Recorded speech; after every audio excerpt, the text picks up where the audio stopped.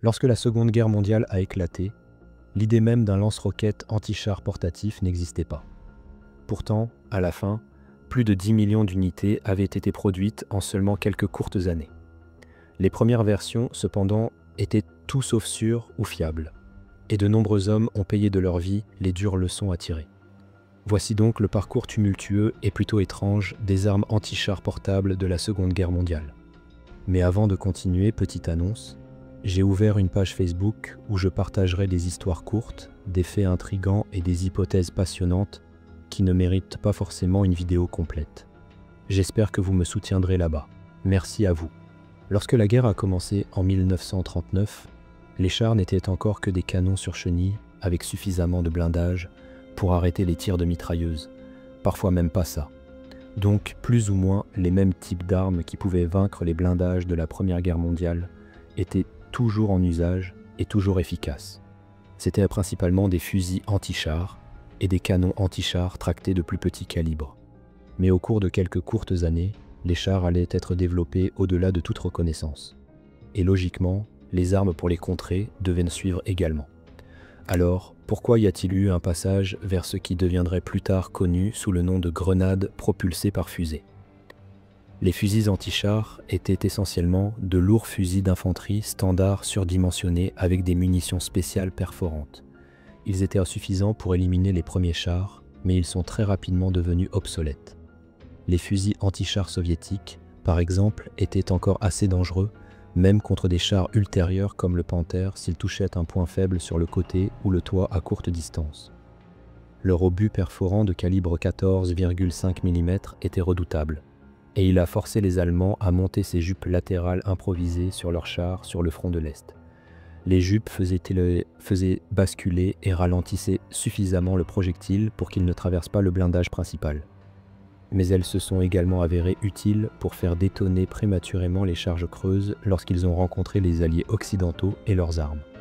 Donc, avec les fusils anti-chars rapidement inefficaces face à des blindages de plus en plus épais, l'attention s'est davantage portée sur les canons anti-chars tractés, mais encore plus sur les armes de type charge creuse. Les canons tractés étaient coûteux, lourds, nécessitaient toute une équipe pour fonctionner, ne pouvaient pas être partout en même temps, et vous ne pouviez certainement pas en tirer un par une fenêtre depuis votre épaule lors d'engagements urbains rapprochés. Donc l'attention s'est portée sur le développement d'une arme anti-char, légère et portable que l'infanterie pouvait transporter avec elle, mais plus capable que les fusils. Le concept le plus prometteur était la charge creuse. Alors expliquons d'abord brièvement ce que c'était.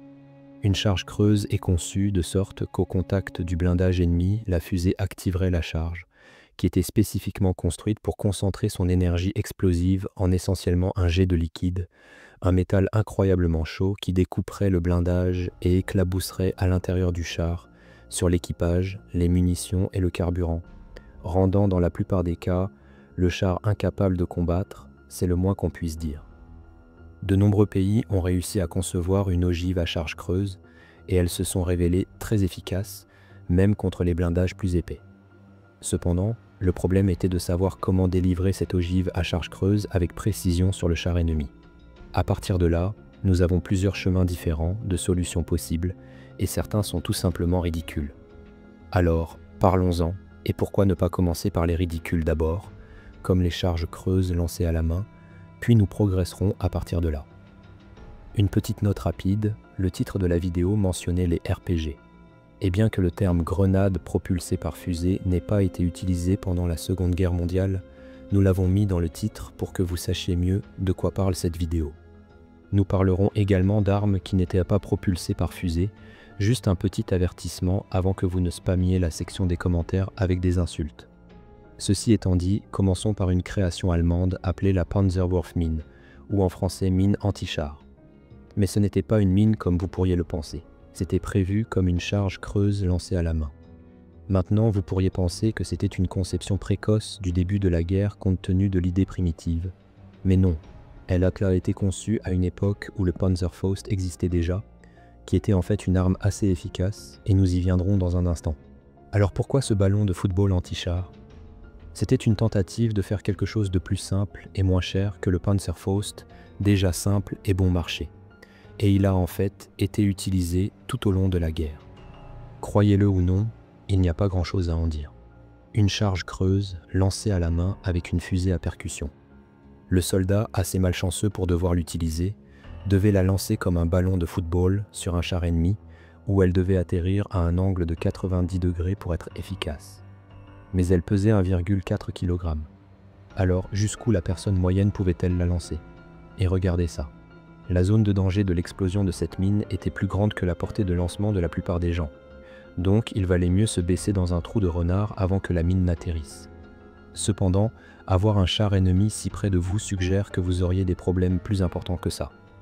Quoi qu'il en soit, pour résoudre le problème de portée, quelqu'un a pensé à mettre des charges creuses anti-char sur des fusils et à les tirer de cette façon. Mais avant de le tirer depuis un fusil, les Allemands, oui, les Allemands encore, ont eu l'idée de prendre ce petit pistolet lance-fusée, puis de mettre une grenade anti-char dessus et de la tirer avec une cartouche à blanc. Ça s'appelait le Panzerwurfkörper 42. D'accord, ça semble mieux que de la lancer à la main, mais le petit pistolet lance-fusée n'était pas vraiment la solution prometteuse. Comme vous pouvez l'imaginer, le recul était assez substantiel. Donc, ils ont mis une crosse sur le pistolet lance-fusée. Vous n'obtiendriez pas beaucoup de portée ou de précision non plus, mais la charge creuse était prometteuse et beaucoup plus efficace que les fusils anti-char. Ensuite, nous avons le même principe, mais au lieu d'un pistolet lance-fusée utilisant des fusils d'infanterie standard, une ogive à charge creuse était fixée avec une extension ajoutée sur le canon d'un fusil. Et au lieu d'une balle standard, le soldat chargeait une cartouche à blanc spéciale. Quand elle tirait, elle poussait la grenade vers l'avant jusqu'à environ 100 mètres. Mais comme avec le pistolet lance-fusée, le tirer n'était pas une expérience confortable en raison du recul immense, et essayer de toucher un point faible d'un char en mouvement avec ça n'était pas la chose la plus facile au monde.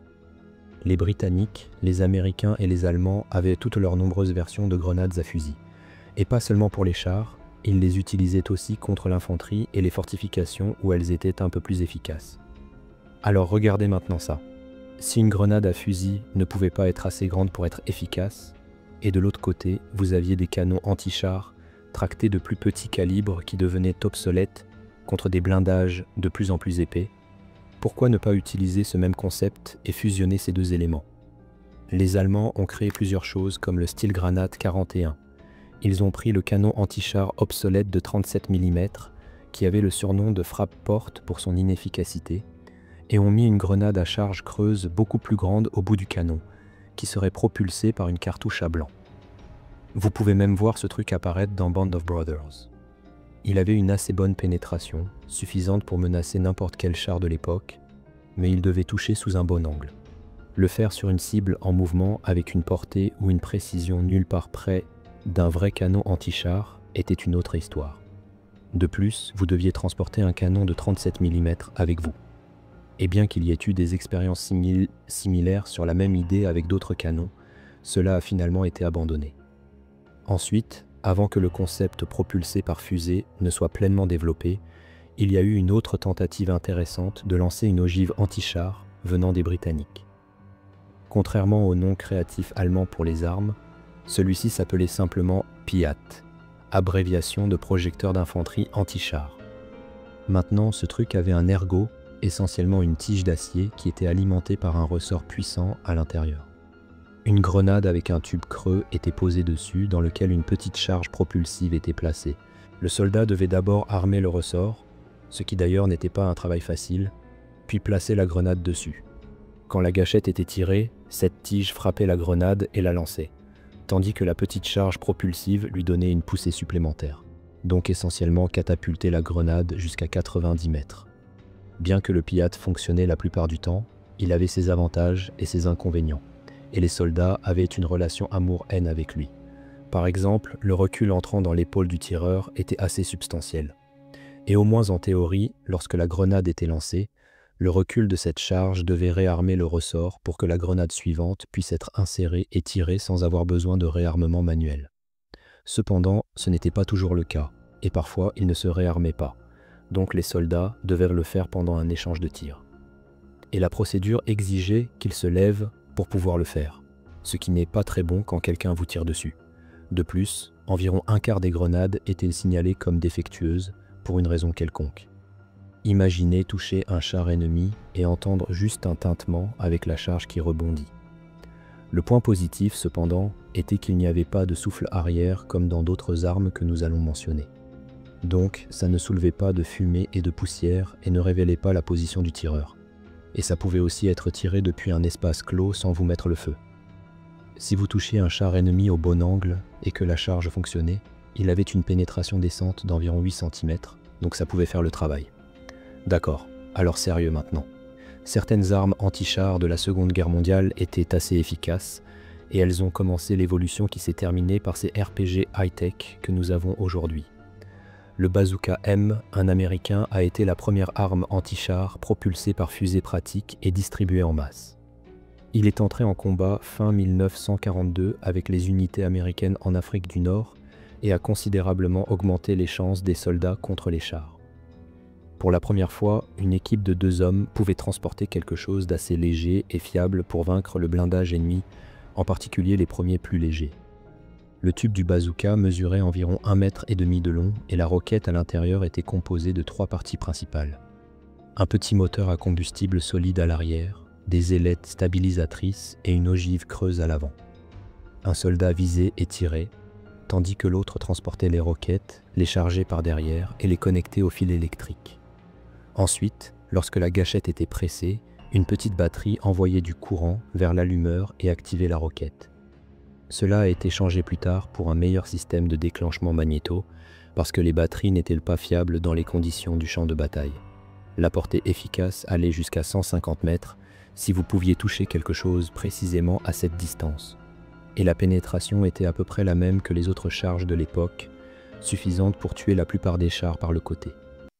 Le bazooka a été largement utilisé par les troupes américaines, non seulement dans le rôle anti-char, mais dans toutes les formes de combat, et ils ont été améliorés à travers plusieurs modèles tout au long de la guerre, introduisant plus tard des roquettes plus grandes de 89 mm, alors que le blindage des chars devenait plus épais. À peu près au moment où l'Amérique a introduit le bazooka, les Allemands développaient leur Raketenwerfer 43. C'était comme un canon, sauf que ça ne l'était pas. Ça ressemblait à un mignon petit canon et a même obtenu un surnom Pupchen ou poupée. Mais malgré son apparence, c'était en fait un lance-roquette. Il tirait une roquette de 88 mm depuis une culasse fermée et la visée se faisait non pas avec les manivelles d'un canon standard, mais avec quelque chose comme une mitrailleuse avec 2 poignées.